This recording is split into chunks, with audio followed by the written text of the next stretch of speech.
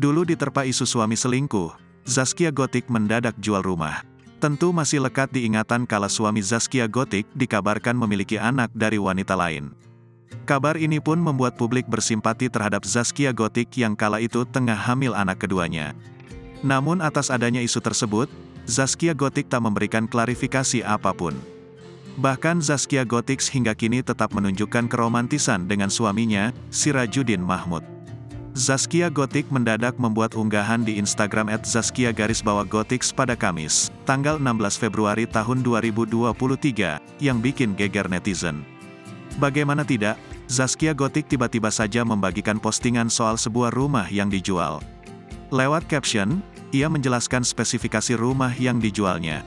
Rumah yang terletak di sebuah perumahan daerah Bekasi itu memiliki 3 kamar dan 2 kamar mandi.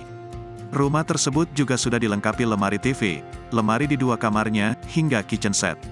Zaskia Gotik membandrol rumah tersebut dengan harga 900 juta rupiah. Jika berminat untuk membeli rumah tersebut, Zaskia Gotik meminta netizen untuk menghubungi sang adik. Lewat foto-foto yang diunggahnya, pemilik goyang itik tersebut melampirkan potret bagian depan hingga bagian dalam rumahnya. Namun, netizen banyak yang justru memberikan komentar negatif atas unggahan Zaskia Gotik ini. Ada yang merasa heran lantaran seorang artis seperti Zaskia Gotik memiliki rumah yang tampak sederhana.